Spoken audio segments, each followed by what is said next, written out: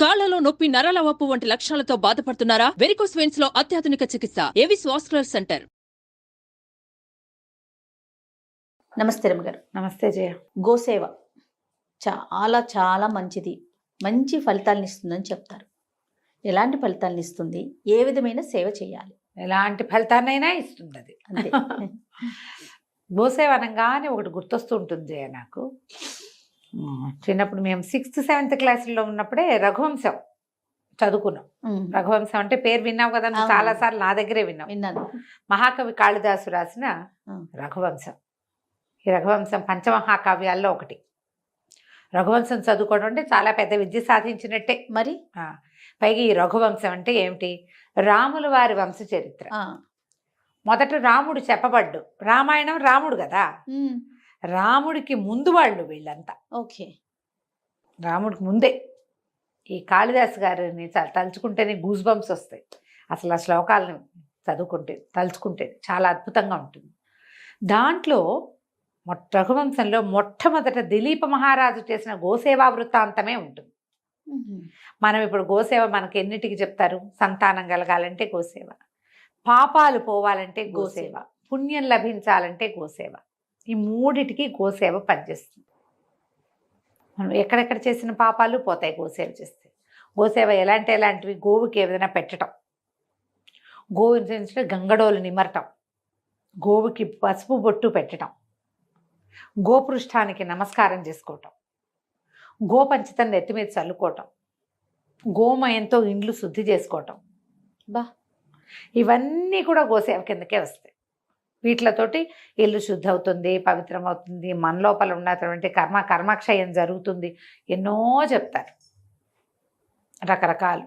ఈ దిలీపుడి గోసేవా వృత్తాంతము చెప్పుకోవాల్సిన కథ, చాలా విశేషంగా ఉంటుంది. దిలీప మహారాజు రఘు మహారాజు యొక్క తండ్రి. ఆ రఘువు పేరే ఈ రఘువంశం. రఘురాముడు అంటామా? రాముడిని రఘురాముడు అని ఎందుకంటారంటే రఘువంశంలో జన్మించిన రాముడని. రాముడికి ముందు పేరు చేర్చుకోగలిగిన రఘువు అంత గొప్పవాడు. చాలా అద్భుతమైన కార్యాలు చేశాడు ఆయన. అంత అద్భుతమైన వ్యక్తికి తండ్రి ఈయన దిలీపుడు. చాలా బాగుంటుంది. అయితే ఈ దిలీప మహారాజు ఏం చేశారు అంటే, ఈయనకి సంతానం లేదట. సంతానం లేకపోతే ఈయన భార్య పేరు సుదక్షిణాదేవి. ఎప్పటికీ సంతానం కలగల. ఈ రఘువంశాన్ని రాజుల గురించి గొప్పగా విషయాలు చెప్పడంలో ఆయన ఎలా చెప్తారంటే, తప్పకుండా వాళ్ళు సంతానాన్ని పొందాలి, వాళ్ళ కుమారులు రాజ్యానికి రావాలి. ఇది నియమం, ఆ కాలపు నియమం అది. సంతానం కలగకపోతే ఈ రాజ్యాన్ని ఎవరికి ఇస్తారు? ఈయన ఎందుకో తనకు సంతానం కలగట్లేదు కాబట్టి మన కులగురు అయినటువంటి వశిష్ఠ మహర్షిని అడిగి తెలుసుకుందాం అనుకున్నాడు. భార్యాద్వితీయుడని ఆమెతో కలిసి వశిష్ఠాశ్రమానికి బయలుదేరాడు. కథ మొదలవటమే ఇట్లా మొదలవుతుంది.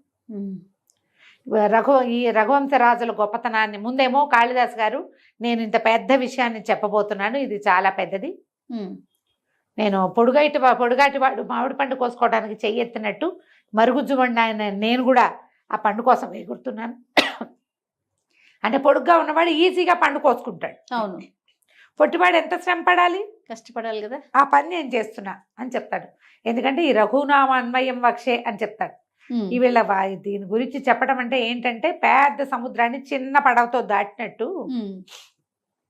ఈ ప్రయత్నం నేను చేస్తున్నానని మహావినయంతో చెప్పుకుంటారు కాళిదాసు. ఇది చెప్పి అప్పుడు వీళ్ళు రఘువంశరాజుల గొప్పతనాల గురించి చెప్తాడు. ఏదో చెప్తాడు, సోహం ఆజన్మ శుద్ధానాం ఆఫలోదయ కర్మణాం ఆ సముద్ర క్షితీశానాం ఆనాక రథవర్త్మనాం. ఈ శ్లోకం అంటే మహా ఇష్టం నాకు. ఆజన్మ శుద్ధులు, వాడు జన్మతోటే పుటకతోటే పరిశుద్ధమైన పద్ధతి కలిగిన వాళ్ళు. ఆ తర్వాత ఎంత సముద్రమే ఎల్లలుగా కలిగిన భూమి మొత్తానికి రాజులు వాళ్ళు. తర్వాత జన్మశుద్ధనం ఆ ఫలోదయ కర్మణం. ఏదైనా పని మొదలు పెట్టారంటే చివరి వరకు చేస్తారు వాళ్ళు. ఫలితం కనపడే వరకు పనిచేసే లక్షణం ఉన్నవాళ్ళు. ఏదో మొదలు పెట్టడము, అది అవ్వలేదు అనుకో, ఆ పోనీ లేదు ఇంకోటి మొదలు పెట్టరు వాళ్ళు. మొదలుపెట్టిన పని టిల్ ద ఎండ్ చేసేవాళ్ళు. ఎంత అద్భుతమైన క్యారెక్టర్ కదా అది. మరి తర్వాత ఆనాక రథవర్త్మనం, ఆకాశం ఈ స్వర్గం వరకు రథం మీద వెళ్ళగలిగిన వాళ్ళు. అంత గొప్పవాళ్ళు. స్వర్గం ఎక్కడుందో మన కంటికి కూడా కనపడదు. దానికి వెళ్ళే దారులు తెలిసిన వాళ్ళు. అలాంటి వాళ్ళ గురించి చెప్తానంటాడు. ఎంత బాగుంటాయో శ్లోకాలు, భలే ఇంట్రెస్టింగ్గా ఉంటాయి. 6th 7th క్లాసులో చదువుకున్నవి అవి మర్చిపోలేదు. అదే అంత చిన్నప్పుడే ఇంప్రెస్ చేసిన శ్లోకాలు అనమాట. ఆయన బాగా రాస్తారు. కాళిదాసు అంటే అద్భుతం, మహాద్భుతం అంతే. అయితే ఈ దిలీప మహారాజు గురించి చెప్తూ ఈయన ఏం చేశాడు, భార్యతో కలిసి బయలుదేరి వెళ్ళాడు. ఆ బయలుదేరి వెళ్ళే దారంతా వర్ణిస్తారు. అక్కడికి వెళ్ళిన తర్వాత వశిష్ఠ మహర్షిని కలుస్తారు. వశిష్ఠ మహర్షి ఏం చెప్తారంటే, ఈయన అడుగుతాడు, నేను సంతానం లేదు, నా పితరులు నేను ఇచ్చేటప్పుడు నేను ఇస్తుంటే నేను వదులుతాను కదా, తర్పణాలు విడిచేటప్పుడు వాళ్ళు చాలా కష్టపడుతున్నారు అనిపిస్తుంది. ఏంటి వీడిస్తున్నాడు, వీడి తర్వాత మాకెవరిస్తారు నీళ్లు అని నా పితృదేవతలు బాధపడుతున్నారు. నాకు అట్లా అనిపిస్తోంది. నా కోసం సహాయం చేయి, నాకు నువ్వే మాకు గురువి, నా సంతానాన్ని పొందే మార్గం, నాకెందుకు సంతానం కలగట్లేదో తెలియజేయి, సంతానం పొందే మార్గాన్ని తెలియజేయమంటారు. అప్పుడు వశిష్ఠ మహర్షి బాగా ఆలోచించి ఆయన తపశక్తితోటి ముందు తెలుసుకుని ఏం జరిగిందో, నాయన ఒకనాడు నువ్వు ఇంద్రుణ్ణి చూడ్డానికి వెళ్ళావు స్వర్గానికి. వెళ్ళి తిరిగి వస్తుంటే కామధేనువు కల్పవృక్షపు నీడలో తన సంతానంతో వేంచేసి ఉంది. అక్కడ ఆమెకి నమస్కారం చేయాలి. కామధేను అంటే మొట్టమొదటి ఆవు, సురలోక గోవు, కోరిన కోరికలు ఈడేర్చేది. ఆమె తన పుత్రికతోటి అక్కడ ఉంది, సంతానం ఉంది కామధేనువుకి. ఆమె అక్కడ కూర్చుని ఉండగా నువ్వు నమస్కరించకుండా వెళ్ళిపోయావు. నువ్వు ఎందుకు వెళ్ళిపోయావు? భార్య ఋతుస్నాత అయి ఉంది అంటే అప్పుడు మనం ఇదేమని చెప్తాము, మనం సేఫ్ పీరియడ్ అని చెప్తాం కదా. పూర్వకాలపు పద్ధతి ఎట్లా ఉండేదంటే, కరెక్ట్గా పీరియడ్స్ అయ్యి ఆవిడ స్నానం చేసి ఉన్నప్పుడు అప్పుడు గర్భధారణ అవకాశాలు లభిస్తాయి. కాబట్టి ఆ సమయంలో తప్పకుండా భార్యా సంగమం చేయాలి, అది నియమం. ఆమె తన కోసం వేచి ఉంటుందని ఈయన వచ్చేసాడు. నువ్వు వచ్చేసావు, ఆవిడ నీకేసి చూస్తోంది కామధేనువు, తనని చూడకుండా, సంతానంతో ఉన్న నన్ను చూడకుండా ఏ పని మీద ఇతను వెళ్తున్నాడో ఆ పని ఇతనికి అవ్వదు అని ఆమె అనుకుంది. శపించిందని పెద్దగా చెప్పబడదు అన్నారేమో, నాకు అట్లా అనిపించదు. నన్ను చూడకుండా ఏ పని మీద వెళ్తున్నాడో ఆ పని అవ్వదు, అంతే చాలు, నీకు సంతానం కలగలేదు నాయన అంటే అని నువ్వు ఆమెను సేవించాలి. భగవంతుడు నీకు ఇచ్చిన అవకాశం ఏంటంటే, కామధేనువు యొక్క పుత్రిక అయిన నందిని మనకి ఇక్కడ హోమధేనువుగా ఉంది.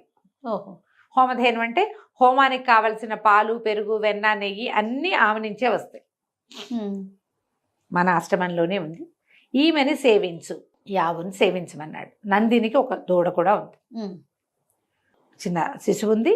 నువ్వు ఇక్కడ ఉండి ఆశ్రమంలో ఉండిపోంటే తనతో వచ్చిన వాళ్ళని పంపించేసి భార్యతో సహా ఆ పర్ణశాలలోని ఈ ఋష్యాశ్రమంలోనే ఉండిపోయాడు దిలీప్ మహారాజు.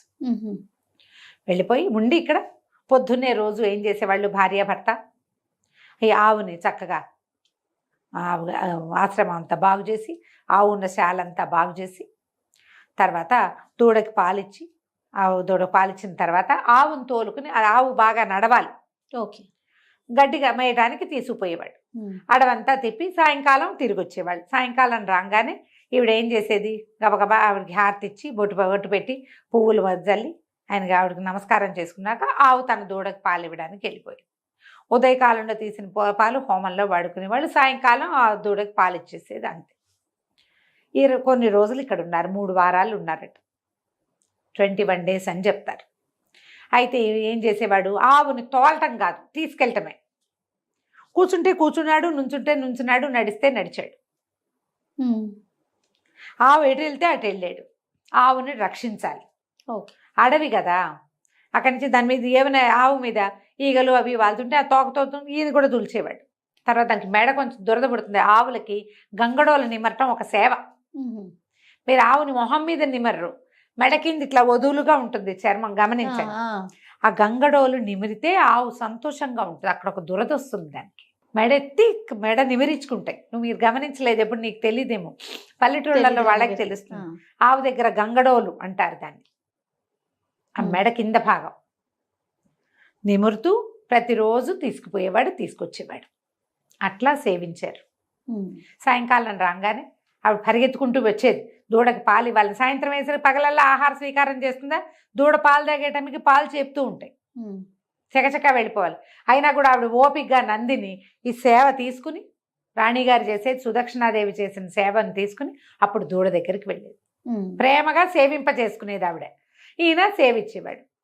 21 రోజులు గడిచాక ఏమైందట, ఈ ఆవు అలా వెళ్తూ వెళ్తూ ఒక గంభీరంగా ఉన్న ఒక కొండ గుహలోకి ప్రవేశించింది. ఈయన గబగబా ఆవును రక్షించాడు. చటుక్కుని భయమైపోయింది, లోపలికి వెళ్ళిపోయింది. వెళ్ళేసరికల్లా ఓ పెద్ద సింహం వచ్చి పడింది ఆవు మీద. పడేసరికల్లా ఈయన ఏం చేశాడు, ఆవును రక్షించడానికి ఈయన ధనుర్బాణాలు ఏవో ఉన్నాయి, ఆవు మీద చేయబోయాడు. అదే ఈ సింహం మీద, సింహాన్ని ఆపడానికి ప్రయత్నం చేశారు కల్లా బిగిసిపోయేట ఒళ్ళు. ఆయన ఏమి చేయలేకపోయాడు. ఇదేమిటి, నేనేం చేయలేకపోతున్నాను, ఆవు మీద సింహం పడితే నేనేం చేయాలి, సింహాన్ని శిక్షించి ఆవును రక్షించుకోవాలి. ఆవు గోసేవ కదా మనం చేసేది, గోరక్షణ మన బాధ్యత. శరీరవయవాలు కదల్లా. ఆ లోపల ఒక ఉద్వేగం వచ్చేసింది, తను రక్షించలేకపోతున్నాను. ఈయన కరచరణాలు కదలకపోయేసరికల్లా గట్టి ప్రయత్నం చేస్తుంటే ఆ సింహం వికవిక శబ్దం చేస్తూ చెప్పిందట, నేను పరమేశ్వరుడి బంటుని, కుంభుడు అనేటువంటి ఒక కుంభుడు నికుంభుడు అనేటువంటి ఒక శివసేవకుడి, శివగాణాల్లో ఉన్న వాడి స్నేహితుడు నికుంభుడు అనే సింహాన్ని నేను. ఒక చెండ సింహం అంట, మహాపెద్ద సింహం. ఇక్కడ ఒక దేవదారు చెట్టు ఉంది, పార్వతీదేవి స్వయంగా నీరు పోసి పెంచుకుంది. ఆ చెట్టుని రక్షించటానికి నేను ఇక్కడ ఉన్నాను. ఆ చెట్టుని ఏ జంతువులు, ఏ ఏనుగులు ఏవి వచ్చి దాని మీద తమ మొహాలు ఆనించకుండా, ఆ దేవదారు వృక్షం అంటే మహాప్రీతి అమ్మవారికి, దాన్ని రక్షించటానికి నేను ఇక్కడ ఉన్నాను. ఇక్కడికి ఈ ప్రాంతానికి వచ్చిన జంతువులు నాకు ఆహారంగా పరమేశ్వరుడు విధించాడు. వచ్చింది నేను తింటాను. పైగా నేను ఇట్లాంటి వాడిని కాను, నంది మీద ఎక్కటానికి పాదపీఠంగా ఉంటాను నేను. నంది మీద ఎక్కడానికి ఒక స్టూల్ మీద నుంచి కదా నంది మీదకి ఎక్కాలి, ఆ స్టూల్ నేను. అలాంటి వాడిని శివపాద స్పర్శ, గిరిజాపాద స్పర్శ కలిగి ఉంటాను నేను. నా ముందు నీ కరచరణాలు ఎట్లా ఆడతాయి, నువ్వు నన్ను ఎట్లా శిక్షిస్తావు అనేసరికి అర్థం, నా పరాక్రమము నా సాహసం అన్నీ పోయినాయే, ఇంత చేసి భూమి మొత్తాన్ని పరిపాలించేవాడిని ఒక సింహాన్ని కొట్టలేకపోతానా నేను అనిపించింది ఆయనకి. అవమానపడిపోయాడు ఆయన, బాధపడ్డాడు. గోవును రక్షించాలి, సింహాన్ని శిక్షించాలి, నా శక్తి ఎందుకు చాలటం లేదు. అప్పుడు పరమేశ్వరుడి దగ్గర ఉన్న సింహం అనేసరికి మరి భగవంతుడి ముందు నేనెంత వాడిని, భగవంతుడి పాదసేవ చేసుకునేటువంటి సింహాన్ని నేనేం చేయగలను. కానీ అప్పుడు ప్రార్థన చేస్తాడు, నీకు ఆహారం కావాలి, నేనేమో గోవును సేవించాలి, గోసేవ కోసం నన్ను నేను సమర్పించుకుంటాను, నన్ను తినేసేను, నీకు ఆహారం నేనైపోతా, గోవును వదిలిపెట్టు. సాయంత్రానికి గోవు వశిష్ఠాశ్రమానికి వెళ్ళిపోతుంది. అంటే ఈయన సింహం ఎక్కిరిస్తాడు, ఏమిటి ఒక కేవలమైన గోవు కోసం ప్రాణాలు ఇస్తావా, 1,00,000 గోవులు ఎడం చేత్తో ఇవ్వగలవు నువ్వు. భూమండలానికి రాజంటే భూమి మీద ఉన్న ప్రతి ఆవు నీదే కదా, ఆ గోదానం చేయగలిగిన సమర్థుడివి. ఒక కేవలమైన గోవు కోసము నువ్వు నీ ప్రాణాలు అర్పిస్తావా అంటే కాదన్నాడు. గోవు కేవలమైంది కాదు, భూమితో సమానమైంది. పైగా మా గురువు యొక్క గోవు, హోమధేనుడు. ఈమెను రక్షిస్తానని నేను ఒప్పుకుని ఇన్ని రోజులుగా ఆమెను సేవిస్తున్నా. రేపు నా వంశానికి బీజం పడాలంటే ఈ సేవే నాకు ఫలితం లభిస్తుంది. ఇంత అవకాశం ఇచ్చినటువంటి తల్లిని రక్షించలేకపోతే నేను ఎందుకు, నా ప్రాణం పోయినా పర్వాలేదు, గోసేవలో ప్రాణాలైనా వదిలిపెడతానని ఏం చేశాడు ఈయన, ధనుర్బాణాలు అవి పక్క పెట్టుకుని చేతిలో ఉన్న ఆయుధాన్ని పక్కన పెట్టేసి మోకాళ్ళ మీద కూర్చుని నా మీద దూకి నన్ను ఆహారాన్ని స్వీకరించు అని చెప్పి వంగి నమస్కారం చేశాడు. తన మీద ఏమీ పడలేదు. నందిని ధేను మాట్లాడింది, దిలీప నీ సేవకి మెచ్చాను, ఇది నేను కల్పించిన మాయే లే అని చెప్పిందట ఆవు. ఆవిడెవరు, కామధేను యొక్క పుత్రికే కదా ఈ ఆవు. సింహం లేదు అక్కడ, కొండ గుహ కూడా లేదు. లేవతీసి వెనకాల తీసుకెళ్ళిపోయి ఆ తర్వాత ఆయనకి సంతానం కలిగింది. ఈ సేవ చాలు, నేను సంతృప్తురాలను అయ్యాను. మా అమ్మకి కామధేను యొక్క ఆమెకు నమస్కారం చేయకుండా నీకు ఏర్పడిన కర్మం తాలూకు ఫలితం పూర్తిగా పోయింది, నీకు సంతానం కలుగుతుందని ఆశీర్వదించి పంపించేసింది. రాజు రాణి వెనక్కి వచ్చాక ఆ రాణిగారు గర్భవతి అయింది సుదక్షిణాదేవి. తర్వాత వారికి సంతానం లభించింది. ఎంత బాగుంటుందో జయ, అద్భుతంగా ఉందండి. అసలు వినటానికే వీళ్ళు అడవికి వెళ్ళే ప్రయాణంలో ఉండేవి కూడా ఎంత బాగా వర్ణిస్తారో. ఆవిడ ఆవును ఎట్లా సేవించారో, ఈ కుంభోదరుడు ఎట్లా వచ్చాడో, ఆ సింహము, దాని వర్ణన అద్భుతం, అమోఘంగా ఉంటాయి. చాలా బాగుంటుంది. రఘువంశంలోని మొదటి ఘట్టమే గోసేవ వృత్తాంతం. చిన్న వృత్తాంతాలే ఉన్నాయి మాకు, చిన్నవే ఉన్నాయి. తర్వాత ఇంటర్మీడియట్లో కాలేజీలో చెప్పినప్పుడు కూడా నేను ఇది చెప్పాను. గోసేవ చేస్తే మనకి సంతానానికి మంచిది, సౌభాగ్యానికి మంచిది, కర్మక్షయం కలుగుతుంది. తర్వాత ఎక్కడా తీరని సమస్యలు ఉంటాయి కొన్ని జయ. ఆ గుడికి వెళ్తాం, ఈ గుడికి వెళ్తాం, పూజ చేస్తాం, ఎంతో తీరదు. అవి గోసేవతోటి తీరుతాయి. ఏదో ఒక వస్తువు తీసుకెళ్ళి సమర్పించేసామా, ఆహారం పెట్టామా అని కాకుండా స్వయంగా గోవుని ముట్టుకుంటే చాలా రకాల పాపాలు పోతాయి. మనం కొన్నిసార్లు దేనివల్ల ఈ పని అవటం లేదో మనకు అర్థం కాదు. అవును, దేనివల్ల ఇలాంటి సమస్యలు వస్తున్నాయో తెలియదు. అలాంటప్పుడు కనుక గోసేవ చేయడం. అయితే ఈ గోసేవ అంటే నేను ఒక దేవాలయం దగ్గర గోవులకి పెట్టడానికి వెళ్తే ఇంత కట్ట చపాతీలు ఉన్నాయి అక్కడ పక్కన పడేసి. ఏమిటి అంటే GTS కాలనీ టెంపుల్. అబ్బాయి చెప్పాడు, అమ్మ వద్దంటే వినరు, మీరేమో టీవీలలో చపాతీలు పెట్టండి, అవి పెట్టండి, దీనికి ఇది పెట్టండి, అది పెట్టండి అంటే వాటికి పడదమ్మా. 2 ఆవులు పోయి చనిపోయినాయి పిచ్చి తీళ్లతోటి, ఎంత చెప్పినా వినరు. చపాతీ ఒక చిన్న ముక్క, ఇంత ముక్క పెడితే సరిపోదా, కట్టలు తెచ్చి పెట్టేసేస్తారు, వాటికి ఏం తెలుస్తుంది, తినేస్తే జబ్బులు చేసేస్తాయి. ఆవుకి ఇవి పెట్టకూడదు అని నియమం ఉంటుంది. నేను ఉలవలు పట్టుకెళ్తాను జయ ఎప్పుడైనా ఒకసారి. ఉలవలు ఒక రోజంతా నానబెట్టి మర్నాడు ఉడకబెట్టి ఒక 3 గుప్పెళ్ళు అన్ని ఉలవలు పట్టి తీసుకెళ్తాం.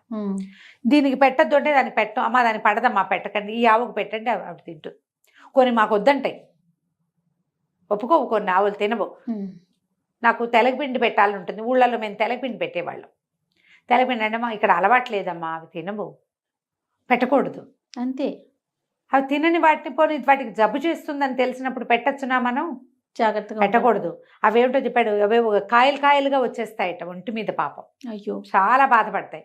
మీరు గోసేవ చేస్తే ఏదో పుణ్యం వస్తుందని గోవులకు పడని ఆహారాలు పెట్టకూడదు. సంరక్షకుడు లేకుండా మీరు పెట్టకండి.